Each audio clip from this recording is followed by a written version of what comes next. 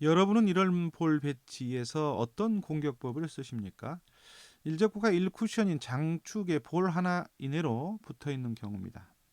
일적구를 맞은 수구가 주로 곡구를 그리며 진행하기 때문에 감각에 의지하는 경우가 많은데요. 이런 배치의 볼에도 기준선이 있습니다. 그래서 여러분께 이제 소개시켜 드립니다. 먼저 수치입니다.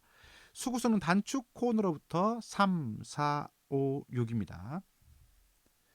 1쿠션과 4쿠션의 수치가 같은 장축인데요. 1, 2, 3, 4, 5이고요. 회전 즉 팁은 2팁에서부터 3팁까지 주셔도 상관이 없습니다. 큰 차이가 없기 때문입니다. 다만 입사각이 직각에 가까울수록 즉 수구수 6에 가까울수록 당점을 조금 낮춰서 중상 당점으로 낮춰서 활용하는 게 좋고요.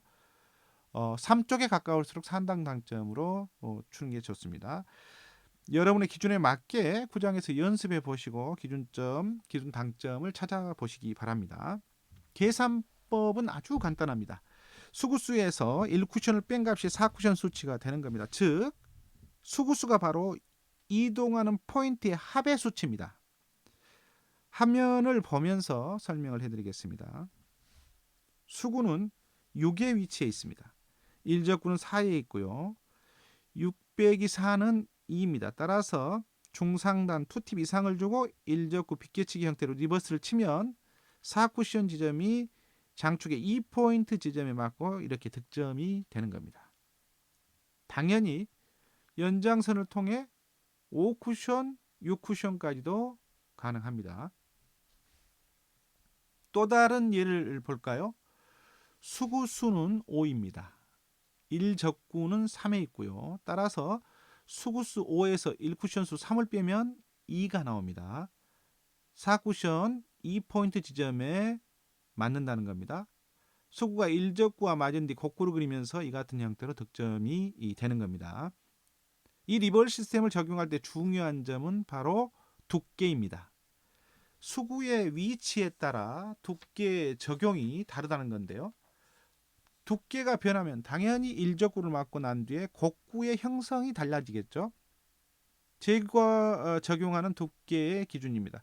수구수 3은 8분의 1 두께, 수구수 4에 위치했을 때는 8분의 2 두께, 수구수 5에 위치해서는 8분의 3 두께, 수구수 6 지점에서는 일적구의 두께를 8분의 4 두께로 겨냥합니다.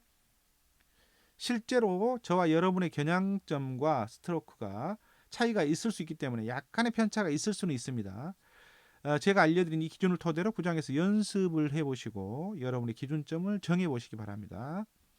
또한 저는 수구수를 단축 포인트 이동에 따라 3, 4, 5, 6으로 부여를 했는데요. 여러분이 실제로 구사해보면 좀 더 짧게 떨어질 수도 있습니다. 예를 들면 2.5, 3.5, 4.5, 5.5만큼 이동할 수도 있습니다.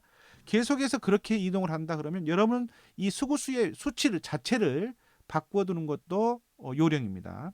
이 시스템이라는 게 그렇습니다. 확률이 높은 볼 배치에서 구사하는 기준인 만큼 자신의 기준점을 정확히 갖는 게 중요한 겁니다.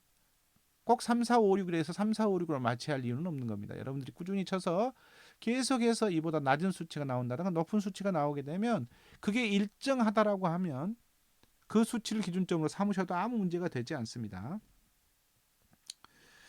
그리고 수구의 연장선을 꼭 확인하시기 바랍니다.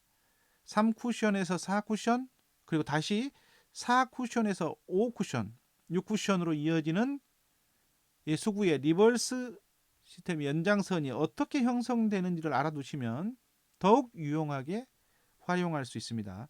난구를 풀이하는 데도 응용이 가능하고요. 일적구가 장축으로부터 조금 떨어져 있는 형태의 공격을 할 때도 역시 응용이 가능해집니다. 기준이 있어야만이 응용이 가능해지는 거죠. 기본 기준선 연습이 끝나면 수구의 위치에서 두께의 변화를 주고 연습도 해보시고 두께 변화에 따른 수구의 진로가 어느 정도 눈에 들어오면 그 다음은 회전의 변화를 주고 또 그 다음은 수구의 속도의 변화를 주고 연습해 보시기 바랍니다.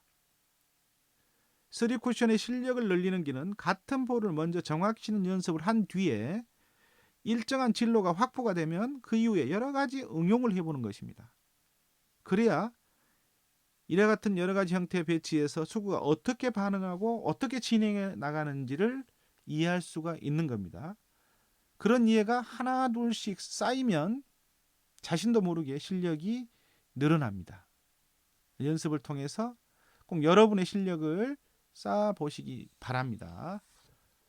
꼭 한 가지만 붙들고 계속해서 연습하는 것도 물론 중요하지만 그게 익숙해지고 일정한 패턴이 나오기 시작하면 그 다음은 변화의 응용을 찾아보는 것도 굉장히 중요하다는 거 절대 잊지 마시기 바랍니다. 아하 3 쿠션이었습니다.